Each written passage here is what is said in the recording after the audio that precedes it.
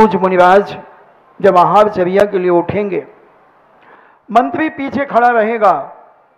पड़गाहन होने के बाद पूज्य मुनिराज जैसे ही अंजलि बांध करके पहला गिलास लेंगे और मंत्री कहेगा कि महाराज पहला गिलास टैक्स के रूप में हमारे राजा ने मंगाया है। महाराज समझ जाएंगे कि अब पंचम काल का अंत आने वाला है। उस समय पंचम काल के 3 साल 8 माह 15 दिन शेष बचेंगे। उसी क्षण उन्हें अवधि ज्ञान होगा। अवधि ज्ञान वो कहलाता है जो भूत भविष्य वर्तमान की बात को जानता है। इस दीवार के पीछे क्या हो रहा है वो उन्हें दिखेगा। सीमाएं होती हैं, अवधि होती है, इसलिए उसे अवधि ज्ञान कहते हैं। तो उन मुनिराज को 3 दिन पहले का दिखेगा।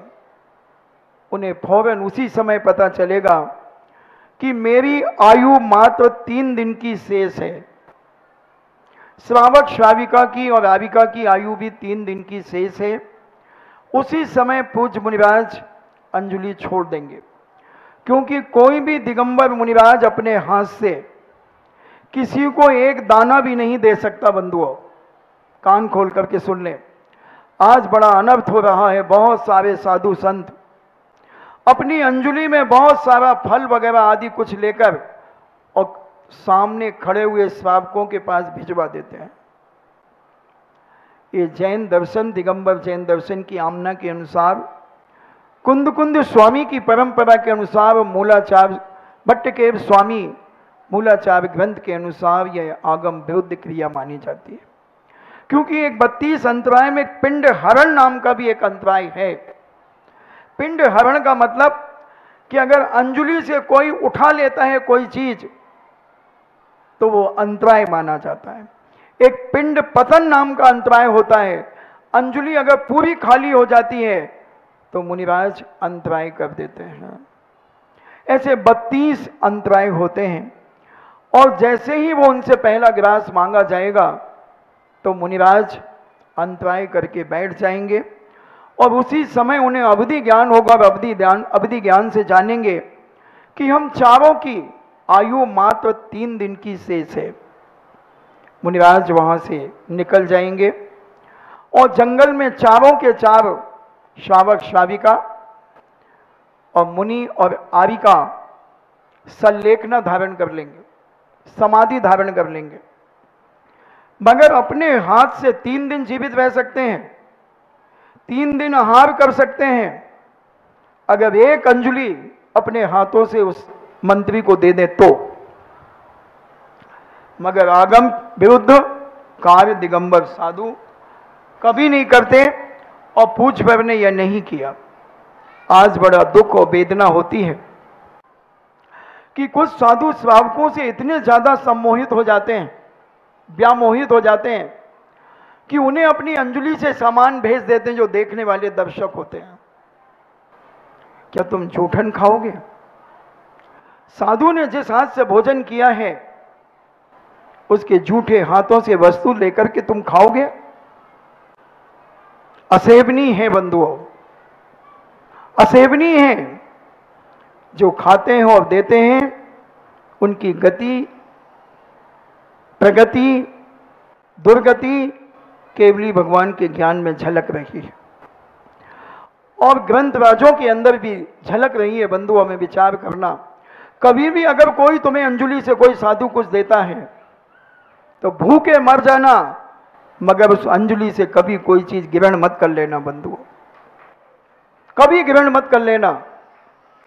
श्रावक अगर तुम्हें देता है प्रभावना की दृष्टि से कि हमारे यहां पूज्य मुनिराज के आहार हुए हैं, वो जो तुम्हें श्रीफल आदि देता है, फल देता है, जो भी देता है उसे आप ग्रहण कर सकते हैं। वो अपनी थाली में से दे सकता है। जो थाली पूज्य मुनिराज को दिखाई गई थी, जिस थाली से साधु संतों को आहार दिया गया था, वो थाली तो आप उस थाली का सामान ग्रहण कर सकते हैं, मगर साधु की अंजलि से अगर आप ग्रहण करते हैं तो वो दोष है, झूठा है। और झूठा खाने के लिए हमारे यहाँ लौकिक में निषेध किया जाता है कि एक व्यक्ति ने जो झूठा कर दिया उसे नहीं खाना चाहिए, उसका लाला रस उसमें मिल गया। उसके मुख्य जीवाणु आदि उसमें मिल गए हैं और तुम ग्रहण करोगे तो पाप के वंद के कारण होंगे बंधुओं। तो ये अवधि ज्ञान आज पंचम काल में नहीं है, मगर 1000 वर्ष के बाद कोई मुनिराज को होगा। अब किस मुनिराज को होगा ऐसा कोई उन्होंने नाम नहीं दिया। कल्कि के राज्य में धर्म का अभाव होता है, उपकल्कि के समय पर धर्म की प्रभावना होती है। तो अभी उपकल्कि का काल चल रहा है, इसलिए प्रभावना हो रही है। जितना धर्म अपनी अंतरात्मा से करते बने कर लो। कल्कि का राज जाएगा तो धर्म का विनाश करेगा, धर्म को नष्ट करने का प्रयास करेगा। और जब वो ग्रास लेगा बंधुओं, जैसे ही ग्रास लेगा उसी समय, अंतिम समय की बात कर रहा हूं, जब 3 साल 8 माह 15 दिन शेष बचेंगे पंचम काल के। अभी तो 18,400 कुछ वर्ष बाकी है।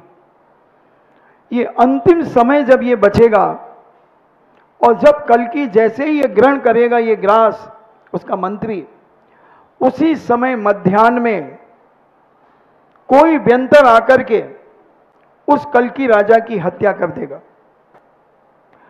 शाम को अग्नि समाप्त हो जाएगी, फिर कोई अग्नि नहीं जला पाएगा, सारी चीजें कच्चा खाएगा व्यक्ति।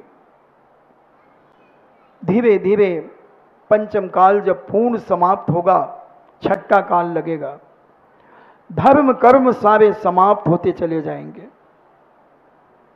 और जब छठे काल के 49 दिन शेष बचेंगे, 49 डेज, तो 7 दिन में ऐसी आंधी और तूफान चलेगा, 7 दिन ऐसी भयंकर जहर की वर्षा होगी, आग की वर्षा होगी, आंधी और तूफान चलेगा। ऐसे 7 दिन तक 7 प्रकार की घटनाएं घटेंगी। सारे आंधी तूफान से ये मंदिर भी चकनाचूर हो जाएंगे, बड़े बड़े पहाड़ चूर हो जाएंगे, सब पेड़ पौधे नष्ट हो जाएंगे। 1000 योजन तक ये पृथ्वी जल जाएगी। और ये पृथ्वी के 49 दिन के पहले 72 जोड़े, एक आचार्य की मान्यता के अनुसार कि 72 स्त्री और पुरुष के जोड़े, अन्य आचार्यों की अनुसार संख्या उन्होंने निश्चित नहीं की, इतने जोड़े विजयात पर्वत की गुफाओं में छुपा दिए जाएंगे। स्त्री पुरुष का, गाय बैल का, बकरा बकरी का, आदि आदि, इन्हें छुपा दिया जाएगा और छठा काल चालू हो जाएगा। फिर 21,000 वर्ष का पुनः वह छठा काल होगा। उसके बाद विजयात पर्वत की गुफाओं से उन जोड़ों को निकाला जाएगा। कर्मभूमि में यानी भरत क्षेत्र और ऐरावत क्षेत्र में फिर से प्रकृति होगी। 49 दिन तक सुवृष्टि होगी, 7 दिन तक मांगलिक वर्षा होगी, शीतल पवन चलेगी और वो 72 जोड़े या असंख्य जोड़े जो भी होंगे वो पुनः संसार बसाने का कार्य करेंगे। ये काल की व्यवस्था है। फिर छठे काल के बाद पंचम काल आएगा 21,000 वर्ष का, और जब उसका 1000 वर्ष बाकी रहेगा तब 14 कुलकर होंगे और 14 कुलकर के बाद महापद्म नाम के तीर्थंकर होंगे, जिसकी चर्चा हमने कल बड़ी विस्तृत रूप में की थी। उस राजा स्वैणिक जो अभी नरकों में पड़ा हुआ है, नरकों में पड़ा हुआ है बंधुओं, 84,000 वर्ष की आयु है जिसकी, तो अभी उन्हें 81,000 कुछ वर्ष अभी और नरकों में रहना है, क्योंकि 18,400 वर्ष इस पंचम काल के, 21,000 वर्ष छठे काल के, फिर 21,000 वर्ष छठे काल के, और फिर पंचम काल के, फिर दुखमा सुखमा काल होगा। उसमें प्रथम तीर्थंकर बनेंगे। कौन बनेंगे? राजा स्वैणिक का जीव, जो अभी जो अभी नरकों में पड़ा हुआ है। जैन दर्शन के यहाँ पर कोई भी भगवान बन सकता है। अन्य दर्शन में 24 अवतार अनादिकाल से चल रहे हैं, यानी जब से उनके चल रहे हैं। मगर हमारे यहाँ तीर्थंकर कोई भी बन सकता है, मोक्ष कोई भी जा सकता है। एक चींटी भी मोक्ष जा सकती है, पेड़ भी मोक्ष जा सकता है, और आप सब तो जाएंगे ही जाएंगे अगर भव्य होंगे तो, सम्यक दृष्टि होंगे तो, सम्यक दर्शन अगर प्राप्त कर लिया होगा तो। और अगर यहां वहां जहां तहां मत पूछो कहां कहां अगर जा रहे हैं, पिपिप अगर ये भी चल रही है कि देव सास गुरु के पास भी आते हैं और कहीं कुछ भी दिख गया पिपिप, जैसे वो पीके में, पीके देखी थी ना, पीके एक फिल्म आई थी बताते हैं, तो वो मिथ्यात के ऊपर बहुत बड़ी चोट थी। जिसने भी वो पीके बनाई होगी बंधुओं, उसने जैन दर्शन के मर्म को जरूर पढ़ा होगा, समझा होगा, और उसने दिखाया कि कितनी अज्ञानता में आदमी कहां कहां मस्तक झुका देता है। स्कूल कॉलेज के छात्र बच्चे भी एक पत्थर में पान का पीक लगा देता है वो, और वहां कॉलेज के स्टूडेंट बालक बालिकाएं मन्नत मांगते हैं अपने पेपर की। मुझे किसी बच्चों ने 1 मिनट की वो क्लिपिंग दिखाई दी, बोले देखो महाराज जी ये है पीके की दशा। तो मैंने कहा कि ओहो, हमारा जैन दर्शन भी तो यही कहता है कि ऐसी अज्ञानता कहीं जैन समाज में तो नहीं आ गई है कि यहां वहां जाकर के अपना मस्तक भटकता है, पटकता है और कहता है कि हमारा काम तो वहां से हो गया। एक उदाहरण देकर के तुम्हें समझाने का प्रयास करता हूं। मुझे मध्य प्रदेश के सेठ की तो कोई विशेष जानकारी नहीं है कि मध्य प्रदेश में कोई बड़ा सेठ कौन है। मुझे राजस्थान के बहुत सारे सेठों की जानकारी है, बहुत जानकारी है। तो एक सेठ के यहां पर, राजस्थान के सेठ के यहां पर एक व्यक्ति बहुत बरसों से काम कर रहा था, बहुत बरसों से काम कर रहा था और थोड़ा परेशान था। जब उसकी उम्र हो गई, जब रिटायरमेंट हुआ, तो उस सेठ ने उसे 10 लाख रुपए का चेक दिया और कहा कि भाई पंजाब नेशनल बैंक से इसे कैश कर लो। और उसने पंजाब नेशनल बैंक में जाकर के चेक दिया। 5-10 मिनट में 10 लाख रुपए उसके हाथ में आ गए। वो कहता मर गए, जिंदगी भर नौकरी करते करते वहां पर इस बैंक ने 10 मिनट में मुझे 10 लाख रुपए दे दिया। समझना बात को। और एक व्यक्ति जिनेंद्र भगवान का पूजन अभिषेक प्रतिदिन किया करता था, वो भी परेशान था काफी समय से, उसका काम नहीं हो रहा था। किसी व्यक्ति अज्ञानी ने उसे कहा कि तू एक काम कर, वहां जाकर के ढोक लगा ले, तेरा काम हो जाएगा। समझ रहे हो ना? कहीं भी ढोक लगवा दी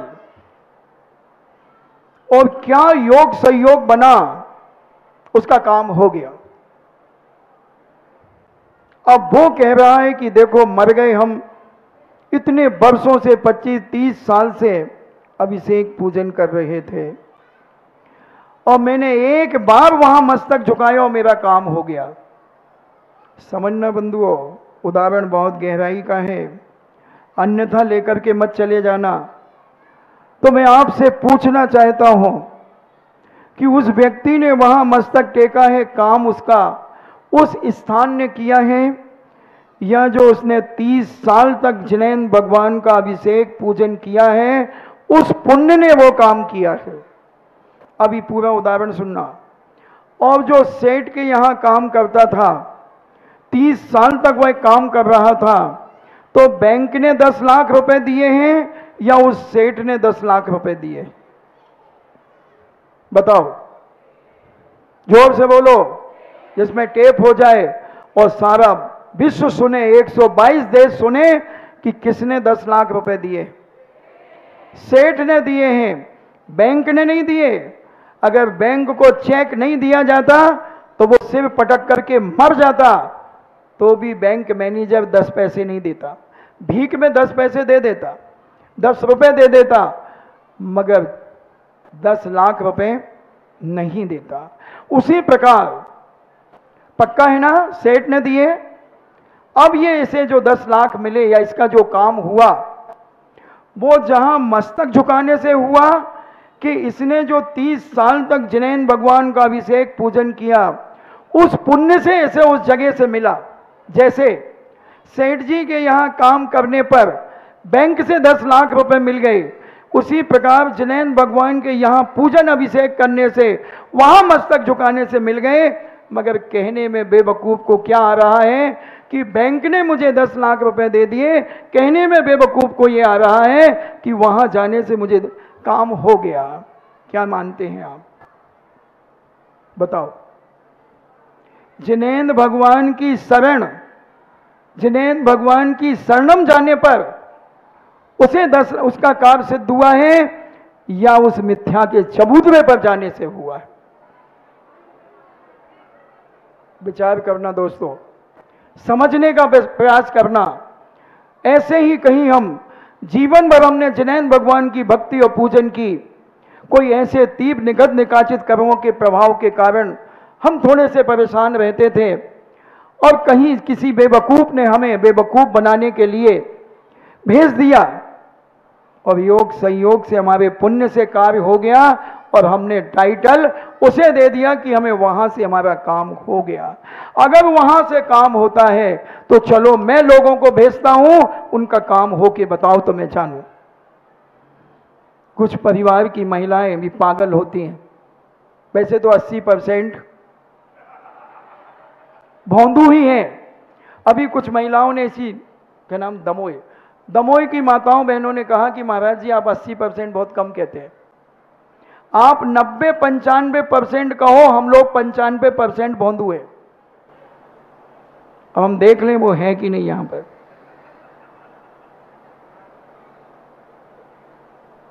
आज नहीं दिख रही है, कल तो बैठी थी।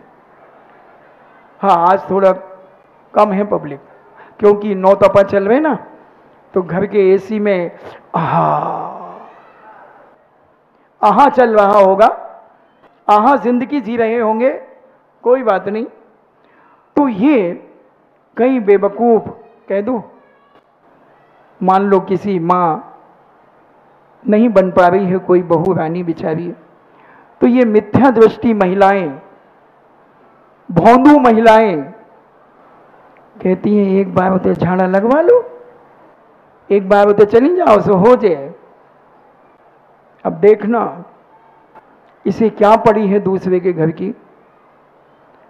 ये दाई है का कि डायन है? क्या है ये जो स्वयं मिथ्या दृष्टि और दूसरों को मिथ्या दृष्टि बना रही है? अगृहीत मिथ्या दृष्टि। दूसरों के उपदेश से मिथ्या दृष्टि बन रहा है जीव बंधु, सड़ सड़ के दुर्गतियों में जाकर के मरेगा।